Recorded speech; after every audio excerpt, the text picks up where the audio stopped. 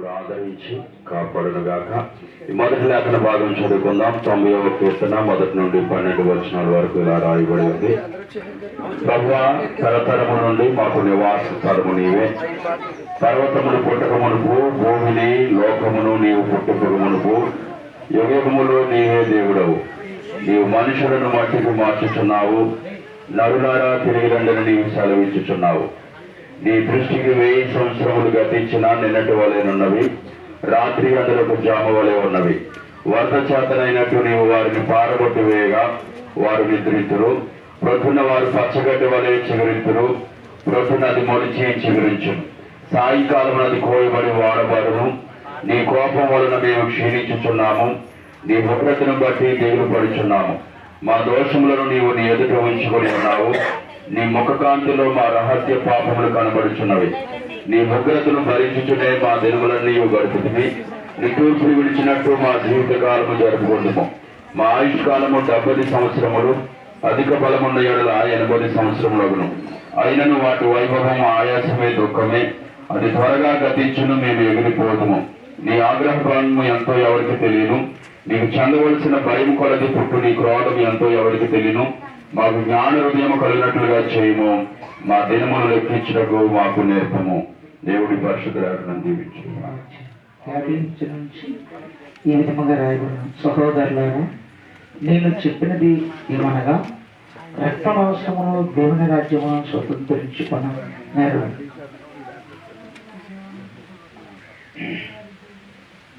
నేరు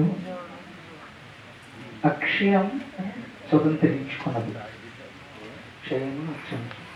ఇదిగో మీకు ఒక మరణం పిలుపుచున్నాను. మనమందరము నిద్రించు కానీ నిమిషములో ఒక రెప్పపాటున కూడా రోగగానే మన అందరము మార్పు పొందుదు. బోరు మ్రోగును, అప్పుడు మృతులు అక్షయులుగా లేపబడుదురు. మనము మార్పు పొందుదుము. క్షయమైన ఈ శరీరము అక్షయతను ధరించుకొనవలసి ఉన్నది. మర్మమైన ఈ శరీరము అమర్త్యమును ధరించుకొనవలసి ఉన్నది.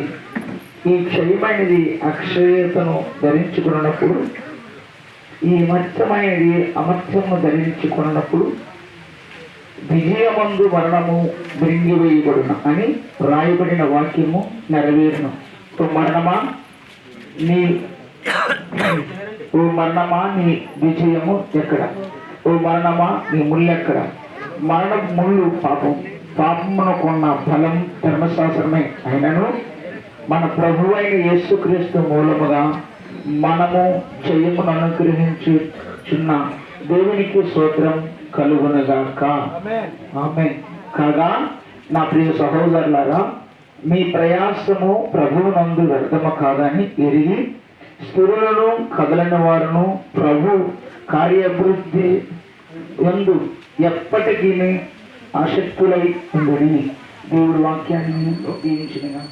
ఈ భూస్థాపన కార్యక్రమానికి విచ్చేసిన దైవజనులకు, కుటుంబస్తులకు, మరి ముఖ్యంగా ఈ పరిసర ప్రాంతాల్లో సేవ చేస్తున్న దైవజనులు అబ్రహాము గారికి ప్రభు అయినటువంటి యేసుక్రీస్తు నామంలో శుభాలు తెలియపరుస్తున్నాను. కుటుంబానికి ఇంటుగా మెండుగా ఆదరణ కలగాలని మనస్ఫూర్తిగా కోరుకుంటున్నాను.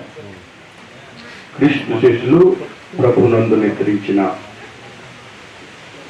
సుదర్శనం గారిని బట్టి ప్రభు నామానికి మహిమ కలుగును గాక.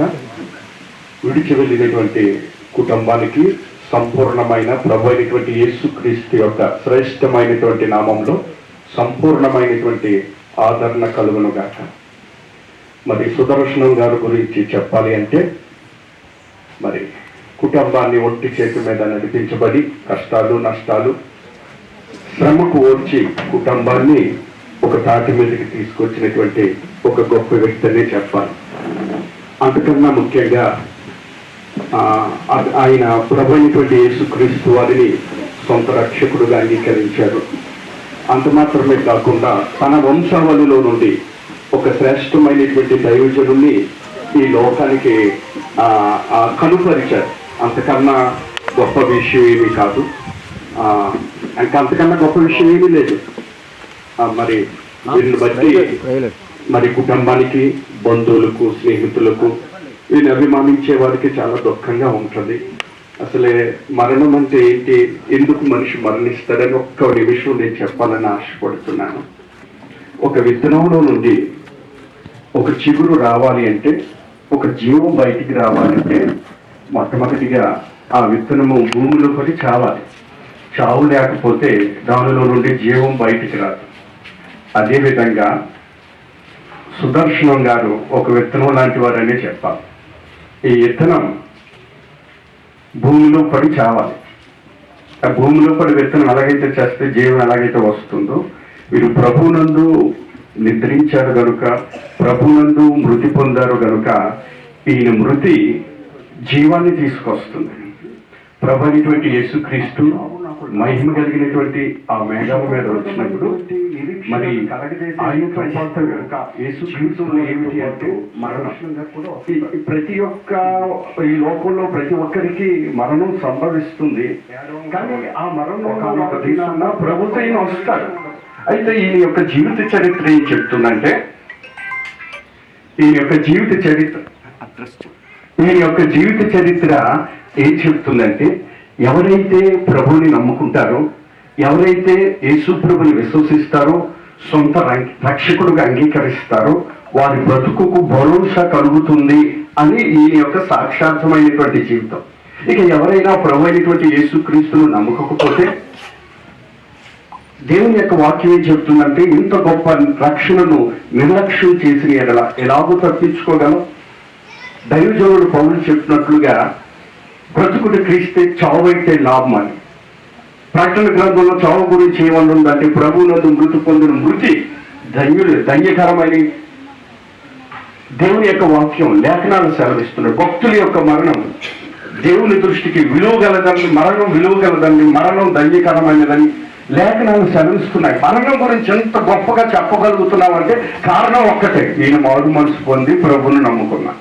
అలాగే ఎవరైతే మారు మనసు పొంది ప్రభువుని నమ్ముకుంటారో వారికి వాడబారినటువంటి స్వార్థాన్ని ప్రభు అయినటువంటి యేసుక్రీస్తు వారి కొరకు దాచారు. వీటిని బట్టి మరోసారి నేను చెప్తున్నాను, ఈ ప్రాంతం ఒక శ్రేష్టమైనటువంటి దైవజనుని ఇచ్చి మన దగ్గర నుంచి పరమకు చేర్చబడ్డారు. ఇంకా అంతకన్నా గొప్ప బాధ్యత ఏమీ లేదు.